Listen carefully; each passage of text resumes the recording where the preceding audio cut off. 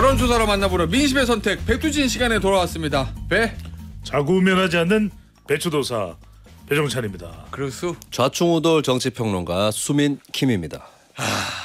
제가 왜 이렇게 두 사람을 오랜만에 보나 했더니 지난 방송이 12월 3일 저 휴가 갔을 그렇습니다. 때거든요. 네. 비상계엄 전에. 그날이죠. 그날 네. 그날 밤에 한 거니까. 맞습니다. 비상계엄이. 네. 그리고 나서 우리가 한 3주 만에 만나는 거잖아요, 지금. 그러네요. 네. 그날 박성태 기자님이 진행을 하셨죠. 그리고 정말 많은 일들이 있었습니다. 맞습니다. 우리 저 세 사람이 이렇게 한 방송할 마지막 방송 때는 이런 일이 있을 거라 생각도 못했어요. 못했죠. 비상계엄에 탄핵에. 한 10년 만에 뵙는 것 같아요. 그죠. 네. 10년 만에 공화국이 앞에 바뀐 것 같아요. 제7공화국에서 보는 것 같습니다. 어쨌든 비상계엄부터 대통령 탄핵소추안 한 번 부결, 두 번째 가결. 자, 오랜만에 만났으니까 요거 평가부터 좀 해보죠. 두 분 어떻게 평가하세요? 저는 그냥 지지율에서 좀 답을 찾고 싶어요. 네. 그러니까 지지율이 낮으면 위험하다는 이야기를 수도 없이 했을 겁니다. 뭐 비상계엄 자체에 대한 이야기는 많이 했으니까. 그러니까 네. 저는 왜 그 수많은 전문가들이 지지율 이야기를 할 때 대통령실이든 윤석열 대통령이 절대로 듣지 않았을까. 그게 도무지 납득이 안 돼요. 왜냐하면 지금 뉴욕 증시에서 명암이 확연하게 엇갈리는 두 사람이 있습니다. 바로 윤석열 대통령과 아르헨티나의 하비에르 밀레이 대통령이죠. 뉴욕 증시요? 그렇죠. 왜냐하면 이 4분기 상장지수 펀드가 완전히 달라요. 우리는 지금 곤두박질 쳤고 그다음에 아르헨티나는 급등을 했어요. 예. 근데 지지율이 윤석열 대통령 지금 오늘 소개해드리겠습니다만 11%잖아요. 예. 하비에르 밀레이 아르헨티나 대통령, 물론 뭐 아르헨티나는 메시가 있죠. 우리는 근데 손흥민 있어요. 있죠. 잘했어요. 근데 이 대통령 지지율이 밀레이 대통령이 50%예요. 예. 그러니까 지금 뉴욕 증시에서는 와 개혁 대통령이다. 지지율을 보니까 탄탄하거든. 아이고. 예. 그러니까 이거 올라가는 거예요. 그러니까 한국이 가지고 있는 경쟁력이 얼마나 많습니까? 사람들이 이해가 안 되는 거예요. 영어 잘하는 국가. 아니 뭐 영어 영재도 있잖아요. 그다음에 수학 또 수재도 있죠. 그러니까 뭐 아니 노벨 문학상까지 탔어. 오징어 게임도 있어. 남부럽지 않은 국가예요. 예. 대단해. 방산도 있어. K2도 있어. K9도 있어. 근데 왜 대통령 지지율이 11%야. 예. 그러니까 이게 수도 없이 우리 SBS 정치쇼에서 계속 우리 김수민 평론가하고 지지율 올려라. 제발 올려라. 2년 6개월 7개월 동안 노래를 불렀어요. 예. 이 결과가 어떻게 됐습니까? 알겠습니다. 네. 예. 우리 수민킴의 논평을 평가를 네. 들어보죠. 아르헨티나 얘기를 하셨는데 묘한 것은 아르헨티나 대통령이 굉장히 극우 포퓰리스트예요. 그렇지. 그게 이걸 부러워해야 되는지 모르겠어요. 예. 네, 우리나라는 오히려 대통령이 잘못됐다라고 했을 때 국민들이 과감하게 바로잡을 수 있는 나라다. 그 제가 느낀 거는 지금 역대 대통령 중에 탄핵 소추안이 통과돼서 직무가 정지가 된 세 번째 대통령이거든요. 그렇죠. 근데 그 세 대통령의 공통점이 있습니다. 뭐요? 반반 대선의 승자들이었다. 반반 대선? 5대 5에 가장 수렴되는 그러네. 2002년 대선, 2012년 대선, 2022년 대선 예. 이 승자들이 공교롭게도 대통령 탄핵 소추안 통과로 직무가 정지가 된 3명의 대통령이에요. 쉽게 얘기하면 겨우 이겼다 대선 때. 그렇기도 하고 그렇지. 득표율은 또 높아요. 예. 박근혜 전 대통령 50% 넘었어요. 예. 이게 무엇을 의미하느냐. 잘 생각해야 된다. 그러니까 지지율하고 연동이 되는 얘기인데 뭘 의미하는? 5대 5 대선이 됐다고 했을 때 그 5, 자신이 지지받은 5 예. 이거는 대통령이 되는 순간 내리막으로 충분히 갑니다. 예. 왜냐? 싫어도 찍어준 사람들이 있어요. 특히 지난 대선은 비호감 대선이었다. 맞아. 지난 대선의 방송 3사의 출구조사 결과 내가 찍은 후보가 마음에 안 든다가 반이었어요. 그러면 0.5 곱하기 0.5 하면 0.25입니다. 예. 윤석열 대통령 지지율 벌써부터 25%에 다 있었죠. 예. 그 지금도 탄핵 반대율이 많아봐야 25%예요. 예. 거기서 있는 겁니다. 그러네. 예. 근데 반대로 나를 안 찍은 사람들은 더 결집하고 심지어 불어나요. 예. 이 승자 독식이 아니라 승자 식독이다. 승자는 독을 먹게 돼 있다. 이 우리나라 정치 구조를 또 한 번 확인을 하는 겁니다. 그러면 근데 잠깐만 제가 의미 있는 조금만 더 말씀드리고 뭐냐면 의미 있는 얘기인 것 같아 이거. 근데 닉슨 같은 경우에는 재선에서 그때가 이제 워터게이트가 있는 와중이었지만 재선에서 압승을 하고 또 탄핵에 몰려서 물러나잖아요. 근데 네.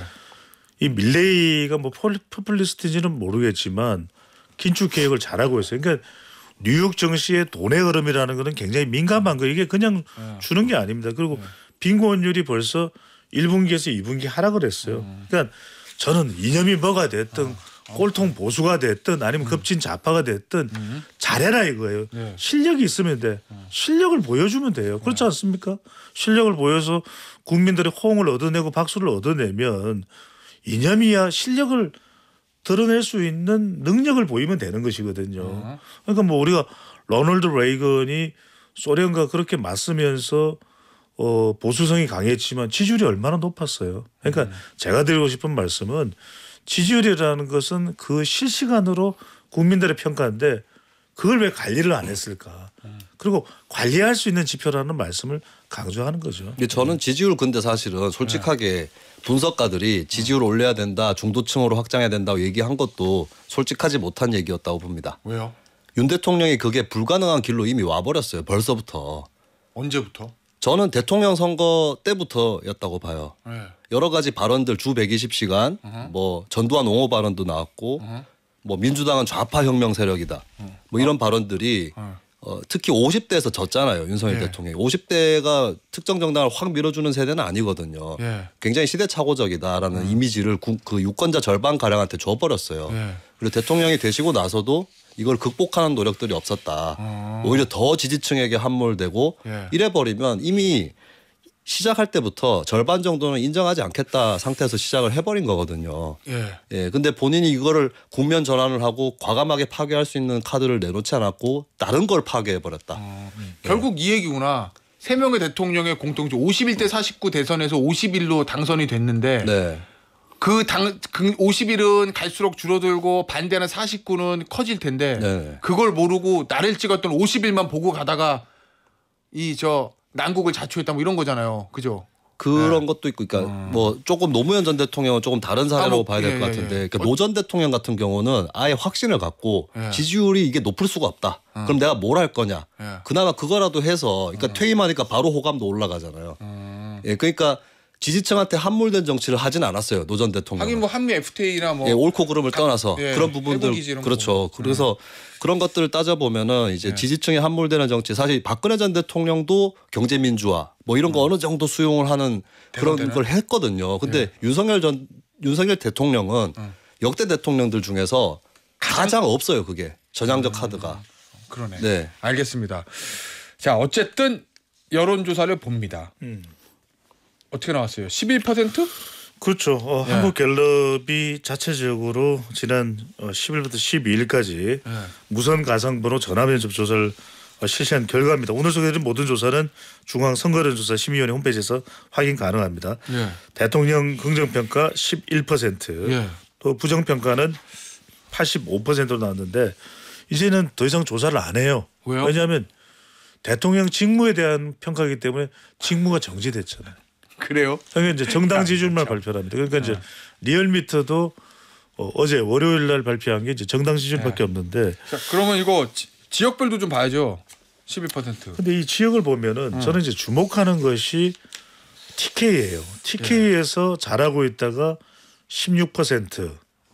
이건 뭐냐면 가장 마지막까지 남아 있어야 되는 핵심 지역 기반이잖아요. 근데 대구 경북에서 16%다.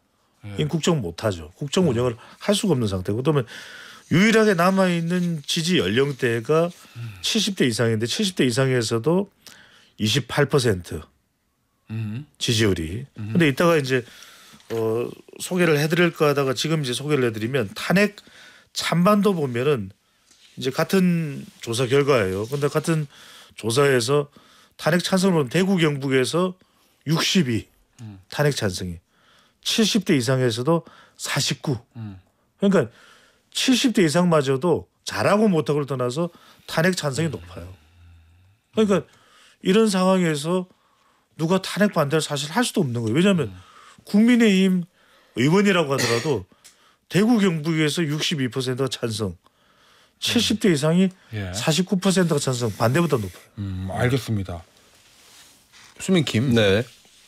일반적으로 뭐 사람마다 생각은 다를 수 있는데 일반적으로 박근혜 전 대통령 탄핵 때보다 지금의 사유가 더 중하다고 하잖아요. 그렇죠. 내란 혐의를 받고 있으니까. 그리고 그때는 탄핵 들어갈 때는 뇌물 얘기 나오지도 않았어. 그렇죠. 그때 태블릿 PC 네, 연설문이 샜다더라. 네, 그리고 뭐 알고 보니 최순실 씨랑 친했다더라. 이런 거. K재단, 미르재단, 뭐 그쵸. 국정농단 뭐 이런 거지 뭐 네. 뇌물 얘기 나오지도 않았거든요. 말세마리. 근데 지금은 내란이에요. 네. 혐의가 훨씬 더 중해요. 일반적으로 그렇게들 보죠. 그렇죠. 근데 박근혜 전 대통령 당시 탄핵 때 국면에서는 지지율 5%였거든요. 4%까지. 4예요? 네, 4하고 난 다음에 한국갤럽이 조사 중단했습니다. 근데 지금은 마지막 조사, 이제 조사 탄핵 되기 직전 11%면은 네. 그때보다 많은 거잖아요. 그러니까 지금 현재 윤석열 대통령 혐의는 더 중한데 더 네. 많은 이유는 뭐예요? 지지율가? 그때 뭐라고 그러니까 많은 국민들은 저런 대통령이 또 있으면 안 된다. 저런 현상이 다시 발생하면 안 된다라고 생각을 했는데 예. 일부에서는 예. 돌아보니까 그때 버틸 걸. 아, 지금. 국민의힘이 전형적이죠. 예. 그때 괜히 탄핵 찬성했어. 예. 그게 탄핵할 일이었어? 부글부글한 거예요.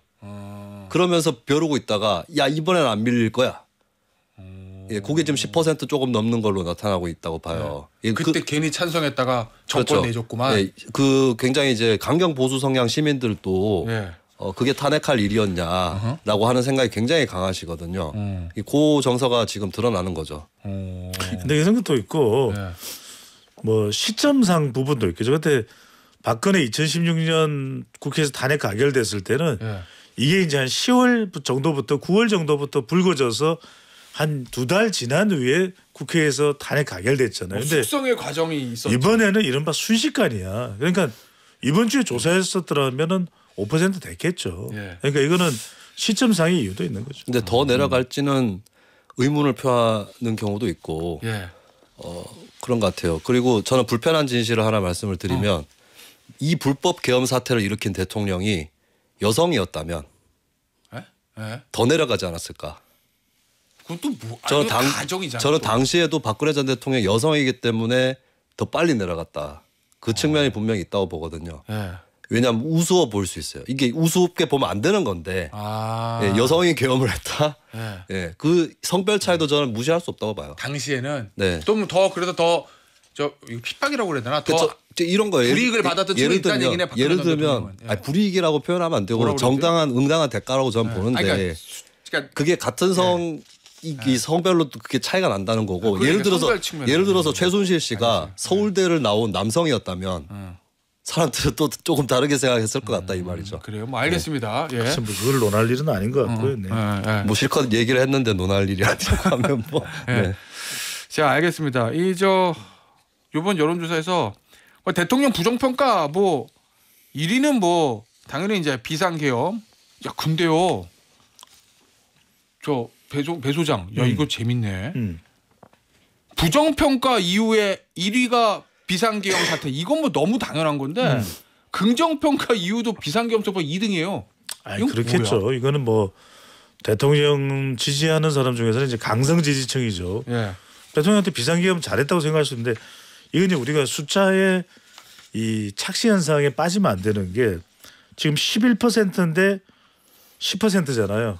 그럼 몇 퍼센트? 1%야. 전체 100% 중에서 1%라는 이야기예요. 예. 그러니까 이제 비상계엄 선포에 대해서 취재하는 사람도 있겠죠. 왜 없겠어요.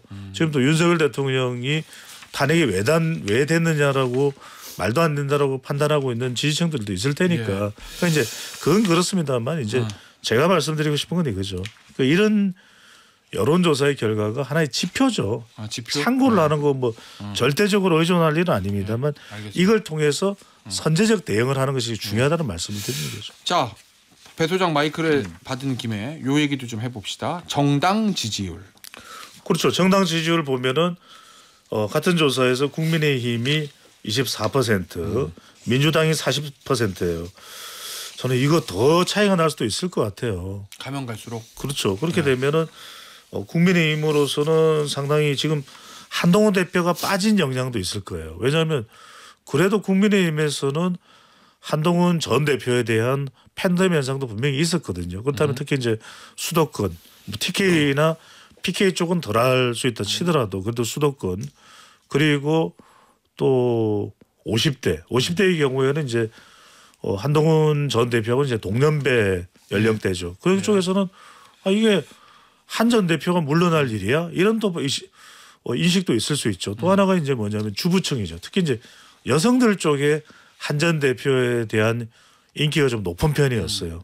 그러면 보수 성향의 이 여성 유권자들에 대한 타격 이 부분은 어쩔 거냐는 거죠. 그러니까 물론 이제 정당 지지율이라는 게 일종의 청백 운동의 현상이 있어요. 좀 서로 벌어졌다가도 또 더 경합을 하는 그런 현상은 있습니다만 그럼에도 불구하고 지금 국민의힘이 이걸 대응하고 수습하는 모습을 보면서 참 이 정도밖에 안 되나 더 용의주도하게 더 능수능란하게 더 노련하게 수습하는 모습을 보일 수는 없냐. 지금 첫 번째 비상대책위원장도 누가 될까 모르죠. 그러면 한동훈 전 대표가 물러나면은 대선 후보로 거론될 수 있는 인물 물론 한동훈 전 대표도 여전히 대선 후보에 이제 한 사람이지만 뭐 오세훈 시장 또 홍준표 시장 그러니까 이게 또 8년 전으로 되돌아가는 모습이에요. 그러니까 이런 부분에 있어서 당의 경쟁력 자체가 지금 대구 경북도 약화돼 있는 상황이라면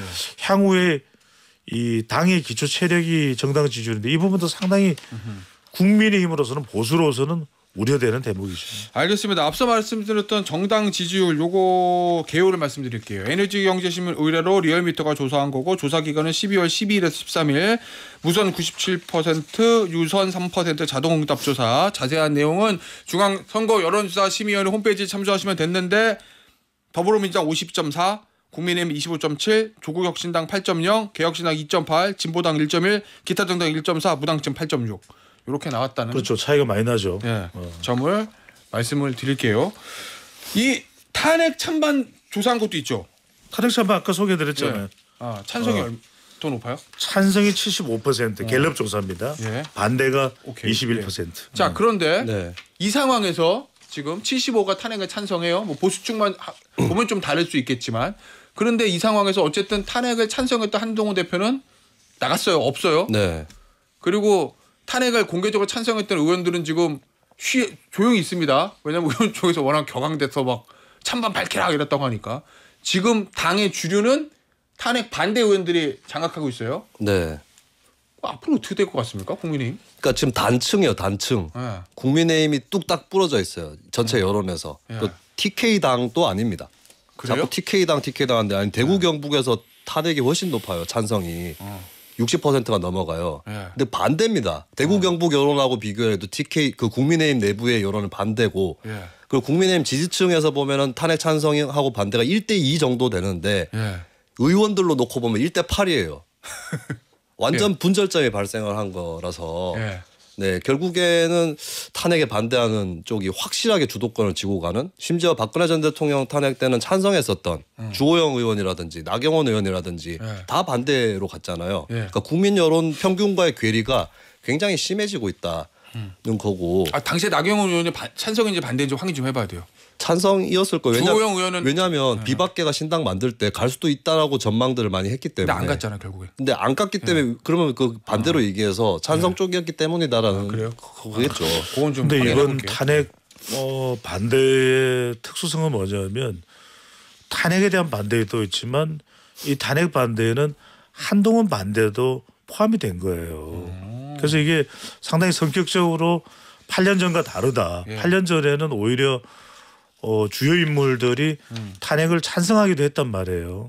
또 분당이 되기도 했어요. 그런데 이번에는 분당될 가능성은 크게 없으면서 데이터상으로도 지금 분당할 수가 없어요. 분당할 에너지조차 안 남아 있어요. 국민의힘에. 12명으로 무슨 분당을 하고. 그러니까요. 그런데 이제 문제는 뭐냐면 이번 탄핵 반대에는 한동훈 반대까지 포함되어 있다. 상당히 사실은 납득이 안 되는 현상이죠. 지지층들이 볼 때는. 왜냐하면 아니 당을 이끌고 있던 한동훈 대표, 윤석열 대통령 탄핵 가결에 왜 한동훈 반대까지 들어가 이렇게 생각할 텐데 그게 지금 국민의힘 내부의 현실이에요. 그러니까 친윤 친한 경쟁을 하면서 친윤은 탄핵 반대도 하면서 플러스 한동훈 반대도 포함이 돼 있는 거죠.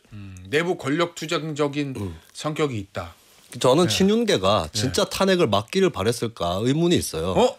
예, 윤상현 의원이 왜 재선이 됐습니까? 본인은 답을 알 거예요. 탄핵이 됐기 때문에 재선된 거예요. 탄핵을 막다가 재선됐습니까? 빨리 그래요? 처리하고 치워야 되거든요. 근데 친윤계의 심사는 간단합니다. 뭐요? 내 손으로 찬성하진 않겠어. 그리고 반대를 최대한 확보를 해서 당을 단합시키고 찬성은 소수로 딱 전락을 시켜서 잘라내겠다. 이 드라이브로 가는 거예요. 그럼 내 돈에 피 안 묻히고 그렇죠. 윤석열 대통령 탄핵 예, 처리하고. 근데 이제 이게 국민들이 보기에는 부잣집 망해가는데 금고 뒤지고 있는 걸로 보이는 거죠. 야. 예, 그래서 앞으로 비대위나 이런 거 인선이 어떻게 되는지 또 지켜봐야 될 것 같습니다. 알겠습니다. 시간이 다 돼서 여기서 마무리. 사실 이게 재밌었는데 왜 20대 여성이 많이 나왔을까? 다음 주에 JK. 할게요. 네. 배종찬 소장, 김수면 평론가였어요. 감사합니다. 고맙습니다.